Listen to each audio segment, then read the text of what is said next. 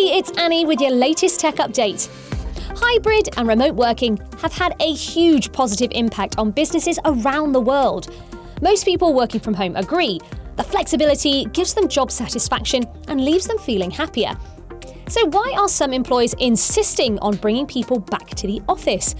Maybe some managers find it hard to trust their people are working properly when they can't physically see them at a desk.